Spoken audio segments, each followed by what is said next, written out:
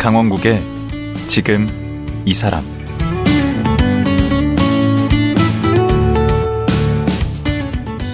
안녕하세요. 강원국입니다. 어제에 이어 연극 82년생 김지영을 연출한 안경모 연출가와 얘기 나눠보겠습니다. 오늘은 안경모 연출가의 연극 인생에 관해 얘기를 들어보려고 하는데요. 전자공학과 공대생이 어떻게 연극에 입문했는지, 그에게 연극이란 무엇인지, 그리고 그는 연극을 통해 세상을 어떻게 바라보는지 등에 관한 얘기를 나눠보겠습니다.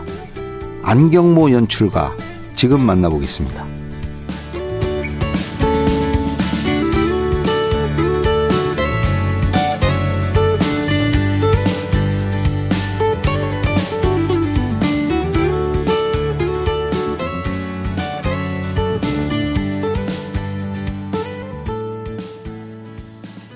안경모 연출 다시 모셨습니다. 안녕하세요. 네, 반갑습니다. 예, 어제 82년생 김지영 연극에 관해서 많은 얘기 나눴고요.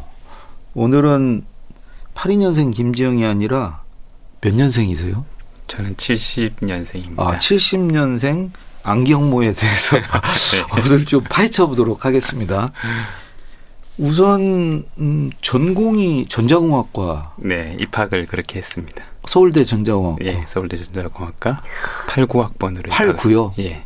그럼 이때는 의대보다 더 높을 때 아닌가? 전자공학과. 네, 커트라인으로는 그랬던 시절이었습니다. 한때 그런 때 있었어요. 네, 네. 전자공학과. 네. 와, 어쩌다 보니 그 좋은 데를. 근데 결국 그 대학 가서는 공부를 안 했나 봐요. 공대 공부는. 네, 뭐 공대 공부보다 다른 공부가 더 재밌어서. 그러니까 뭐 음악, 미술 막 이런. 뭐 예술적인 것에 대한 관심도 많았고, 네. 사회에 대한 고민도 깊었고, 제가 입학을 하러 이제 제가 고향이 원래 부산인데, 부산에서 이제 서울 올라갈 때 아버지 앞에 그렇게 말씀을 드렸던 기억이 있는데, 저 대학을 몇 년 다닐지 잘 모르겠습니다. 그냥 세상이 너무 궁금합니다. 세상 공부 좀 하겠습니다. 이러고 올라갔거든요. 그 아버님은 얼마나 그 걱정하셨어요? 네, 당황스러워 하셨죠. 얘가 도대체 왜 저런 얘기를 하지? 운동권이었던 건 아니죠. 실질적으로 사회 문제를 다가가려고 하다 보면은 그런 주제를 벗어날 수는 없었던 것 같고요. 근데 이제 예술 분야와 뭐 이런 사회 현상에 대한 이야기, 많은 것들을 좀 탐색하면서 대학 생활을 보냈던 것 같습니다. 그 서클인가? 요즘 동아리라고 그러죠? 네네. 그런 활동을 열심히 하신 그렇죠. 것 같은데. 네. 뭐 총연극회라고 이제 연극반이죠. 네. 대학 연극 동아리에서 연극을 하고, 그리고 이제 연극을 통해서 사람을 이해하고 세상을 이해하고 이런 과정을 거쳤습니다. 그러면 그 연극반도 무슨 그 연출도 있을 테고 연기하는 분도 있을 테고 네. 다양하게 있을 텐데. 처음에 저 동아리 들어갔었을 때 왜 왔니? 라고 물어봤을 때 저 글 쓰러 왔습니다. 라고 얘기해서. 아, 처음에는 그렇게 출발했어요? 네. 그래서 왜 다들 연기하려고 하는데 왜 글 쓰고 싶어? 라고 했었을 때 그냥 글 쓰는 걸 좋아했고, 워낙 고등학교 때도 이렇게 쓰는 걸 좋아했고, 그리고 이제 고등학교 때도 연극 보러 다니고 그랬던 기억이 있었고, 약간의 어떤 문학도에 대한 약간 환상, 로망 이런 게 있었다고 생각을 합니다. 근데 왜 공대를 가셨어요? 그러게요. 네? 그건 뭐 이과에서 어쩔 수 없이 공대를 뭐 이과였고, 뭐 수학이라는 학문이 주는 어떤 흥미로움 때문에 사실은 그냥 그렇게 선택을 했다고 생각합니다. 그러니까 뭐 공학을 할지 뭐 연극을 할지 이런 고민 자체도 없으셨구나, 그냥. 뭐 처음에는 당연히 뭐 고민을 안 할 수가 없고요. 왜냐하면 이제 전공 공부라는 것들이 과제들이 있고 시험이 있고 이러기 때문에 뭐 일정한 시간들을 분배할 수밖에 없었지만 제 20대의 어떤 시간들을 어디에 보내야 될까라는 어떤 갈증과 갈등은 20세 나이 때 계속 좀 제 내적으로는 계속 있었던 것 같습니다. 그래가지고 이제 재학 중에 이제 군대 입대를. 네, 그런 편이죠. 그리 피한 건가요? 골치 아파서 지금 공학을 해야 되나 연극을 해야 되나. 뭐 군대를 많이 미뤘다가 좀 늦지막하게 20대 중반에 가게 됐고 그걸 이제 군대를 가면서 도대체 내 인생을 어디에다가 헌신해야 될까? 헌신이라고 말하면 좀 거창하고 그러니까 어디에 내 꿈을 둬야 될까? 나는 뭘 할까? 뭘 해야 될까? 라는 걸 하다가 연극 연출을 해야 되겠다. 연출을 해야 되겠다고 정말 좀 오기와 도끼를 좀 품고 군대를 가게 됐죠. 아, 그래요? 네. 오, 그때 이미 그때 이미보다 또 20대 중반 정도면 이제 어느 정도 자신의 삶의 방향들을 다 결정하니까요. 하기야 연극의 길을 갈 생각이 없었으면 네. 저런 그 공대 나오면 군대 뭐 대충 이렇게 그렇죠, 맞습니다. 뭐 있잖아요. 네네. 방위산업체 이런 거라든지 그런 등등, 거. 예. 연구원 활동이라든지. 그렇지. 연극을 하려면 군대를 갔어야 되네. 네네. 사병으로 간 거죠. 예. 가서도 또 막 무슨 연극 공부를 했더구만요. 뒤늦게 출발한다. 제 인생의 진로를 좀 뒤늦게 선택했다라는 생각이 들다 보니까 조금 그 20대 중반이면 빨리 선택한 거지. 근데 그때는 그런 느낌은 아니었던 것 같아요. 워낙 제가 제 삶의 어떤 방향과 정체성에 대한 혼돈들을 많이 가지고 있었던 때였기 때문에 워낙 늦게 좀 시작한다라는 생각이 좀 들어서 조바심이 좀 조바심이 났어요. 좀 컸죠. 그래서 정말 연극 책 이렇게 원서 오스카 브로켓의 연극 원서 그것도 그거 엄청 두꺼운 책인데 두꺼운 책을 그냥 들고 신병 때부터 그걸 더블백에 집어넣고 이제 읽고 있으니 고참들이 쟤는 좀 이상한 애구나라고. 연극의 역사란 책. 예. 그 고문관인데 그러면 그냥 문제사병인데 내가 뭘 해야 될지를 내 인생을 내가 책임져야 된다라는 생각이 강했기 때문에 좀 더 이렇게 좀 깊게 탐색하고 싶다, 깊게 공부하고 싶다. 고참들이 막 얼차려주고 그러는데. 근데 이제 고참들이 저랑 나이가 비슷하거나 저보다 나이가 어렸기 때문에 제가 그냥 농담처럼 당신이 내 인생을 책임져 주지는 않지 않겠습니까? 라고 제가 질문했던 기억이 있어요. 그럼 한 대 맞지. 근데 구타나 이런 게 있었던 시절은 아니었으니까요. 고참, 좋은 고참 만나셨네. 네. 이상하게 봤죠, 다들. 신병이 지금 뭐 하나 싶었을 거고. 뭐가 그렇게 연극이 끌렸나요? 연극이 가지고 있는 어떤 종합예술적인 측면들이 저를 가장 좀 흥분하게 만들었고요. 종합예술적인 측면이라는 게 문학에 대한 것들, 그다음에 미술에 대한 것들, 음악에 대한 부분들, 무용까지 이렇게 포함을 해서 그런 어떤 예술 전반적인 것들을 다 이렇게 좀 둘러볼 수 있는 것이 있었고, 더구나 더 연극은 인간을 얘기하고 있고 인간이 만나는 어떤 사회와 환경에 대한 이야기들을 하고 있기 때문에 이런 학문을 한다라는 것 자체는 되게 큰 일이라고 저한테는 좀 여겨졌고요. 그래서 여기에 좀 제 평생을 좀 헌신하고 싶다, 이렇게 하고 싶다 이런 생각은 하게 됐죠. 아니 이 나르디오 들으시는 분 중에 갑자기 인생 행로를 그 연극 쪽으로 돌리는 분도 있을 것 같은데. 네? 얼마나 험난한 길이라는 얘기는 안 하시고 계속 이상적인 얘기만. 힘들었죠. 근데 부인도 이런 쪽 관련이세요? 네, 무대 미술을 하고 있습니다. 아, 그래요? 네. 그러면 대학 연극반에서 만난 거예요? 연극반에서 만난 건 아니고요. 대학 때부터 아는 사이기는 했고, 그때 이제 아내도 이제 무대 미술에 대한 관심을 가지기 시작했던 거고. 대학 다닐 때부터 사귀신 거예요? 그렇게 됐죠. 네. 오래됐네. 네. 그리고 지금도 같은 길을 가고 있고. 네. 그러면 82년생 김지영 그 작품도 지금 부인이 함께 하고 있습니다. 그럼 가족끼리 그냥 짜고 치는 거네, 다? 나쁘게 말하면 그런 건데. 가족을 끓여들어도 됩니까? 근데 공과 사를 구분 않고. 공사는 정확하게 구분되어 있으니까요. 그래요? 가끔 우리 스태프들이 그런 질문을 하죠. 스태프 회의를 했는데 저거는 집에서 얘기를 하고 나오면 더 좋은 것 아니었나? 이런. 그 구분이구나. 집에서는 절대 공적인 얘기를 안 한다. 아니, 하긴 하는데 함께 이야기해야 될 주제에 대해서는 따로 정리하지는 않은 상황. 부인하고는 몇 살 차이인데요? 90학번이고, 네. 1년 차이네. 네. 거의 같은 동년배시네. 네, 맞습니다. 근데 그 연극이 배가 고픈 직종이라고들 얘기하잖아요. 아무래도 덜 상업화되어 있기 때문에 그런 부분이 있죠. 예. 근데 뭐 저는 연극만 작업을 하는 게 아니기 때문에 그럼 뭘 하시는데? 뭐 연극 작업도 하고 뭐 무용 작업, 뮤지컬 작업, 뭐 전통 예술이라든지 좀 연출이라는 영역 안에서 다양한 돈 장르들을 되는 좀 건 이것저것 다 하세요? 뭐 제가 이렇게 힘들어가면서 이렇게 제가 직접 제 돈을 꺼내가면서 작품을 하지는 않으니까. 네. 그럼 그 연극도 배고픈 데가 아니네. 힘들었죠. 그 첫 작품이 뭐였어요? X라는 아이에 대한 임상학적 보고서라고. 다시 한번요. X라는 아이에 X. 대한 임상학적 보고서라고 해서 양성적 어린이 X라고 해서 유명한 페미니즘 고전 꽁트예요. 그 작품을 뮤지컬로 처음 이제 창작 뮤지컬 작업으로 진행을 그게 했었고. 언제? 그게 97년이었죠. 아니 97년이면은 군대 갔다 와서요? 네, 군대 갔다 오고 나서 이제 현장에서 연극 활동 시작을 하고 난 이후에 대학은 졸업했고 대학은 그때 졸업하지 않고 저는 이제 대학을 중단을 했었죠. 그때는 휴학 중이었어요? 복학은 하지 않은 상태로 그냥 유보 군대 상태. 갔다 와서 그러니까, 복학 전에. 네. 그 대학생 신분으로 그걸 하신 거네. 뭐 이제 저는 저 스스로가 대학생 신분이라는 생각은 안 하고 이제는 어른이다? 별로 이렇게 학업이라는 걸 굳이 하고 싶지 않다. 네, 그냥 자발적 자퇴자 이렇게 저 스스로를 정의하고 그래서 학교를 들어갈 생각이 없었죠 다시. 그래서 이제 현장에서 공연예술 작업을 해야 된다라고 생각을 하고. 졸업은 하셨죠? 나중에 졸업했죠. 편입해서. 편입해서? 네. 어디로 편입을 했나요? 용인대 연극학과에 제가 더 늦은 시간에 이제. 그럼 서울대 졸업은 아니네. 네, 안 했고요.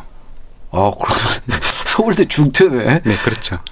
그리고 용인대 연극영화과? 연극학과. 지금 거기 교수시잖아요. 네, 맞습니다. 무슨 교수예요? 연극학과 정교수예요? 정교수, 뭐 조교수로 되어 있죠. 네. 연출가 겸 이제 교수시네. 네. 네, 나는 뭐 겸임 막 이런 거 제가 좀 그런 쪽인데. 네. 진짜 교수시네. 네. 그러면 그렇게 해서 용인대 졸업하시고 네. 어디 들어가신 거예요? 뭐 들어가기보다도 이제 프리랜서로 활동을 했고요. 용인대 편입해서 다닐 때도 사실 프리랜서로 연극계 활동을 계속 하면서. 연휴 무대는 여기는 직장 아니에요? 연휴 무대는 뭐 직장이자 일종의 멤버십이라고 할 수 있는데. 월급은 안 줘요? 공연 수당 형태로 가죠. 공연을 할 때마다 이제 이렇게 개런티 방식으로 지급이 되는 것이고. 직장인은 아니구나. 네, 좀 우리가 알고 있는 일반인 직장하고는 좀 다른 개념. 물론 이제 요즘에 극단들도 그런 직장 개념으로 많이 하기도 하지만 저 때는 그런 과정은 아니었고요. 그래서 연휴 무대 연출부 활동을 하다가 프리랜서 활동을 하다가 왔다 갔다 하다가 이제 2006년 정도부터 이제 상임 연출로 있었죠. 상임 연출은 월급을 주나요?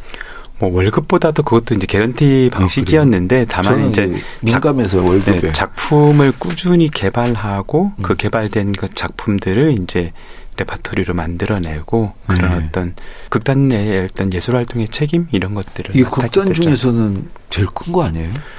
유명한 극단이죠. 많은 배우들이 배출됐고 기라성 같은 배우들이 연출가들이. 저도 들어봤을 정도면 네, 맞습니다. 큰데요. 네, 맞습니다. 70년대 후반에 설립이 돼서 한참의 역사를 가지고 있고 유명한 배우들이 워낙 많이 배출됐기 때문에 대표적으로 뭐 송광호 선배나 뭐 김윤석 선배 이런 이제 배우들이 잘 알려진 배우들. 다 연우 무대. 네, 연우 무대 출신들이고요. 그다음에 뭐 이상호 연출가로서 이상호 선생이라든지 뭐 그다음에 김광림 선생이라든지 이런 많은 연출가분들이 또 배출됐죠. 거기로 가니까 저 잘 모르겠네. 네. 배우분들은 뭐 최근에는 뭐 송세벽 배우라든지 뭐 여메란 배우라든지 이런 배우들이 다 연우 무대 출신들이죠. 네. 저기 보니까 우리 최불암 선생님하고도 작품을 하셨던데. 네, 맞습니다. 그 어떤 작품이죠? 바람부르 벨이 흔들릴 때라고 해서 예술의 전당 자유소극장에서 함께 공연을 했습니다. 이걸 우리 연출가님이 센 분이에요. 아니 그러지는 않고요. 최불암 선생님 이렇게 어떻게 인연이 돼서 최불암 선생님하고 같이 이렇게 어깨를 나란히 전회 매진이 되더라고요. 전회. 네. 그때는 돈 좀 버셨겠네. 근데 뭐 제가 돈 번다기보다 제작자가 아니니까. 네, 예술의 전당에서 제작을 했으니까 이제 많은 수익들은 예술의 전당에서 가져가셨을 거고. 그 아까 그 X 그거는 뮤지컬? 네, 그건 뮤지컬이요. 뮤지컬이고. 그럼 망했겠네. 아니요, 잘 됐습니다. 그래요? 네. 그 대학교 때 한 건데 그때부터 잘 됐어요? 엑스라는 아이에 대한 임상학적 보고서 첫 뮤지컬은 약간 지금으로 치면은 뮤지컬 매니아들, 그 당시 뮤지컬 매니아들이 끼리 모여서 뭔가 창작 뮤지컬, 우리식의 창작 뮤지컬을 좀 만들어 보자.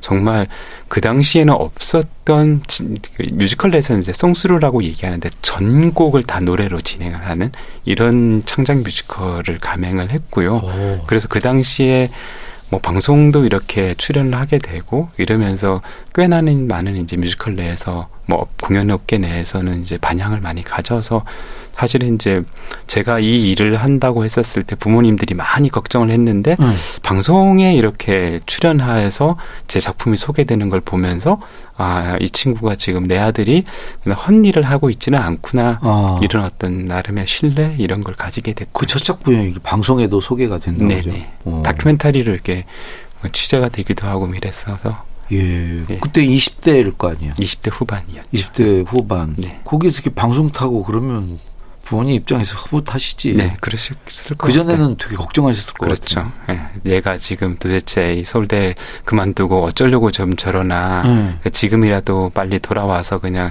하던 공부 계속 했으면 좋겠는데 뭐 이런 걱정들을 사실 많이 하셨죠. 지금은 잘했다고 그러세요? 지금은 이제 뭐 제 인생 제가 산다고 생각하는 거니까 그냥 뭘 하든 그래도 잘할 거라고 생각한다라고 믿어주시고 응원해 주시고 계시죠. 지금 부산에 사시고? 네네. 그 아까 연휴 무대 들어갈 때 아까 이제 뭘 글 쓰는 거 하려고 들어갔잖아요. 네네. 근데 거기 연휴 무대 가셔서는 무대 감독을 하셨다고? 연휴 무대에서 무대 감독을 한 건 아니고요. 연휴 무대에서는 주로 이제 작품 개발과 연출 작업들을 했고 무대 감독은 이제 제가 첫 이제 엑스라는 아이에 대한 임상학적 보고서 뮤지컬을 올리고 나서 극장을 너무 모른다라는 생각이 많이 들었어요. 하드웨어인 극장. 하드웨어 그리고 그 하드웨어를 운영하는 어떤 시스템적인 부분들이 너무 낯설게 느꼈던 거죠. 저는 이제 연극을 전공했던 것도 아니었고 혼자서 거의 독학하다시피 이렇게 공부를 했던 상황이었다 보니까 현장을 좀 알아야 될 것 같아. 도대체 이 극장이라는 게 무엇인지 좀 이해를 해야 될 것 같아. 라고 생각을 해서 무대 감독 일로 이제 한 몇 년을 좀 보냈죠. 기초부터 아주 탄탄히 다지셨네요. 저는 사실 그때 작업들 그렇게 다녔던 현장이 저한테 엄청난 자양분이 되었다라고 생각을 하고 있어요. 왜냐하면은 많은 연출가들이 극장에 들어오면 약간 좀 긴장감과 약간 경직되어지는 상황들이 생기거든요. 왜냐하면은 주로 이제 우리가 연습은 연습실에서 하지만 극장에 들어와서 주어지는 시간은 정말 며칠밖에 안 되기 때문에 그 안에서 그 짧은 시간 안에서 자신이 원하는 걸 막 이렇게 구현해줘야 되는데 내가 지금 돌아야 되는데 내가 어떤 걸 다뤄야 될지 모르는 상황에서는 그걸 다룰 수가 없게 되니까 저는 이제 무대 감독 일을 하면서 그걸 좀 익숙하게 경험을 하다 보니까 어떤 상황이 어떻게 벌어지는지 제가 눈에 보이지 않더라도 무대 쪽에서는 지금 어떤 일들이 일어나고 있는지가 이렇게 좀 연상이 되는 방식을 접했으니까 그래서 이제 쉽게 선택하고 결정할 수 있었던 어떤 만능이네. 연출에 무대 감독에 이 극본도 쓰실 수 있고 현장에서부터 뮤지컬도 하고 시작해야 된다라고 생각을 해서 연기도 하셨어요? 아니요, 연기는 안 했고요. 그거 연기는 제 업이 아니라고 생각을 했고요. 그 대학 다닐 때도 연기는 안 하셨어요? 아니, 대학 다닐 때는 연기를 하라고는 했죠. 연극반 들어오면은 무조건 연기를 해야 된다 그래서 저 연기 너무 싫다고. 근데 그래도 해야 된다 그래서 무대에 섰던 경험은 있습니다. 대사를 까먹기도 하고. 그리고는 이제 다시는 안 시켜요? 안 하려고 하죠, 제가. 그 안경모 연출을 하면은 뭐 연출 노트 쓰는 걸로 유명하다다고 하던데 그 연출 다들 연출 노트들은 다 쓸 건데요. 저는 이제 작품 들어가기 전에 제가 희곡을 받아서 희곡을 이 작품 연출해야 되겠다라고 생각을 하면 이제 저 안에서 이렇게 소위 곰 삭는 시간들이 좀 필요하죠. 저 안에서 이제 숙성하는 시간들이 좀 필요하고 그 숙성된 것들을 글로 이제 정리하는 작업들을 하게 돼요. 그러면 보통 많으면 한 3페이지, 4페이지 정도 분량의 길지 않네. 길지 않게 이 작품이 어떤 가치를 가져야 된다. 관객들한테 어떻게 다가가야 되고 그래서 뭐 주제 그리고 그 주제를 드러내는 방식, 그래서 이걸 어떤 스타일로 가져가야 되는지, 그리고 공간은 어떻게 만들어져야 되고, 전체적인 리듬감은 어떻게 만들어져야 되고, 연기는 어떤 방향과 틀에서 만들어졌으면 좋겠다라는 저 나름대로의 어떤 가이드라인 같은 컨셉과 관련된 글들인 거죠. 그래서 그 글을 대본 뒤에 항상 첨부를 해서 배우들한테, 스태프들한테 이렇게 전달을 하는 거거든요. 그래서 거의 고문인데. 근데 이제 그렇지 않으면은 이게 연습 기간이 저희가 이제 많으면 2달, 뭐 짧으면 이제 한 6주 정도 이렇게 되는데 그 내에서 저 이렇게 가려고 합니다. 이런 가이드 안에서 우리 지금 작품을 만들어 갑시다. 이렇게 미리 조금 저 나름대로 가두리를 이렇게 친다고 해야 그게 될까요? 실력이에요. 저도 회사 생활 해보면 쫙 처음에 이렇게 지침을 제대로 주는 분들, 그런 분들이 실력이 있는 분들. 근데 이걸 하지 않았을 때는 정말 갈지처럼 짜처럼 이렇게 휘청휘청이는 상황들이 생기고 일단 해보라고 하지 우리. 네, 이제 그렇게 되다 보면 이제 정말 그걸 나중에 조율하는데 시간이 더 많이 걸려서 큰 틀은 이렇게 갈 겁니다. 그리고 그 안에서 이제 세부적인 부분들은 이견도 생길 거고 이제 합의도 생길 거고 이렇게. 큰 틀이 잘 안 짜여지니까 문제죠. 그렇죠, 맞습니다. 네. 그 쭉 보니까 이제 아까도 대학 다니면서부터 이미 뭐 무용, 뮤지컬, 또 전통극, 연극뿐만 아니라 정말 다방면에 관심을 가지고 해오셨는데 이렇게 오지랖만 넓어가지고 이거 실속이 없지 않을까요? 한 홈을 파야 되지 않습니까? 뭐 연출가에게 요구되는 세계는 워낙 다채로워서요. 그래서 그냥 저 스스로는 호기심쟁이라고 저 스스로를 정의 내리고 있는데 그냥 궁금하면은 못 견디는, 그래서 들어가 보고 발을 담궈보고 발을 담궈본 걸 제가 온전히 적셔봐야지 이렇게 좀 성이 풀리는 그런 성향이다 보니까, 그러다 보니까 이제 연극을 이해하려면 연극을 온전히 담궈야 되는 상황들이 생기고, 또 뮤지컬 작업할 때는 또 뮤지컬 작업에 온신을 이제 다 담그다 보니까 이게 결국은 공연 예술은 한 궤라는 생각이 들거든요. 뭐 뮤지컬이건 연극이건. 물론 이제 저 스스로 어떤 지향점과 어떤 성향이 아무래도 드러날 수밖에 없겠죠. 근데 이제 그 속에서도 일관된 어떤 그런 틀은 있다라고 생각을 제일 했어요. 잘 맞는 건 어디예요? 쭉 해보니까. 그냥 가장 익숙한 건 연극 작업인 것 같고요. 좋아하는 작업은 무용 작업인 것 같고, 지향하는 작업은 이제 음악극 작업에 더 지향하는 것 같고, 방향들을. 그런 것 같습니다. 그, 연우 무대도 코로나 때 되게 힘들었겠네요. 뭐, 연극계 전체가 사실 많이 힘들었고요. 저는 개인적으로는 사실은 코로나라는 게 워낙 비대면을 요청했던 사회 환경이었기 때문에 사실 연극은 관객들하고 직접 만나지 않고서는 이루어질 수 없는 현장 예술에 해당되는 거다 보니까 사실 연극계가 많이 힘들었죠, 정말.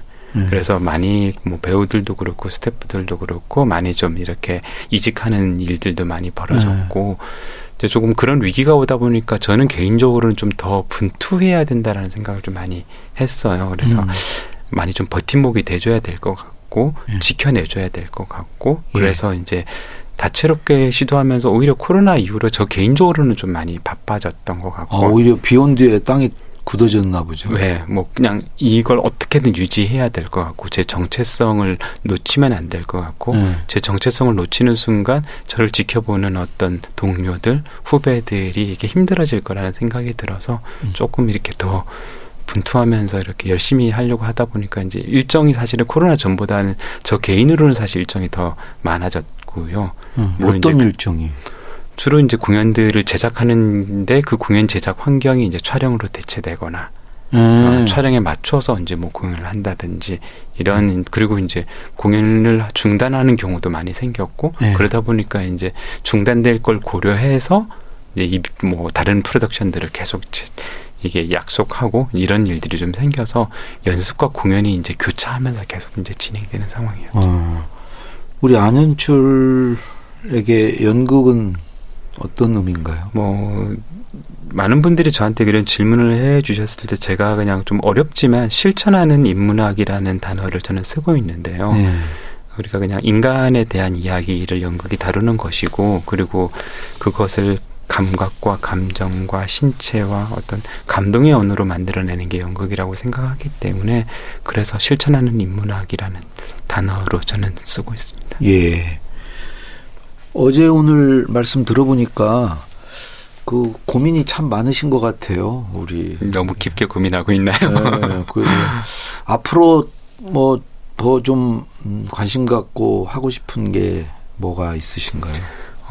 뭐 매번 주제들은 제가 그냥 그 당시 그 시간들을 흘러갈 때마다 그냥 가장 이렇게 저 안에서 꿈틀거리는 갈증들을 이렇게 끄집어내는 작업들을 하고 있고요. 이제 작년부터 제가 조금 이렇게 포착했던 부분들은 왜 연극계 내에서는 정치극이 좀 없을까 우리 안에는 이런 좀 생각을 하고 있어서 정치극을 좀 해보자. 해외에서는 정치극 사례가 많거든요. 그리고 이제 우리 80년대에는 사실 정치극이라는 게 이제 사회 비판과 어떤 정권에 대한 이제 비판으로서 약간 그러지 않았어요. 약간 뭐 선전, 뭐 선동극 뭐 이런 방식으로 좀 해왔는데 저는 그런 게 사실 정치극이라는 생각은 들지는 않고 정치 의식이라는 게 도대체 뭘까? 우리는 민주사회를 살고 있다라고 생각하지만 왜 그런 의식은 적을까? 이런 생각이 좀 들어서 그걸 좀 다룰 수 있는 정치극을 좀 해보자라고 해서 작년부터 새롭게 이제 좀 거대한 프로젝트로 해서 민주주의 예행 연습이라는 프로젝트를 이제 시작을 했어요. 그래서 제1부 해방정국이라는 걸로 올 초에 이제 공연을 했고요. 그리고 이제 2부, 3부, 4부 현대사를 거쳐가면서 조금 만들어 가보면서 우리 사회가 조금 이렇게 민주적으로 더 나아갔으면 좋겠다. 그걸 연극적으로 좀 흥미롭게 풀고 싶다. 이런 게 이제 하나의 주제고 또 다른 부분에서는 이제 장르적으로 좀 계속 확장하고 싶은 부분들도 있어요. 그래서 이제 뭐 오페라 작업이라든지 이런 부분들까지 계속 좀 시도하고 도전해보고 싶은 지향을 가지고 있습니다. 예. 하고 싶은 일이 많으신데 우선 발등에 떨어진 불, 그 연극 82년생 김지영, 이거 어디 가서 볼 수 있죠? 예, 11월 13일까지 삼성역 근처에 있는 베가마트홀에서 계속 공연하고 있습니다. 자, 어제 오늘 정말 말씀 고맙습니다. 아닙니다. 너무 어렵게 말씀을 드리지 않았나 싶은데. 아니, 제가 알아들을 정도면 절대 어려운 거 아닙니다. 네, 감사합니다. 예, 고맙습니다. 네, 반가웠습니다. 예, 연극 82년생 김지영을 연출한 안경모 연출가였습니다.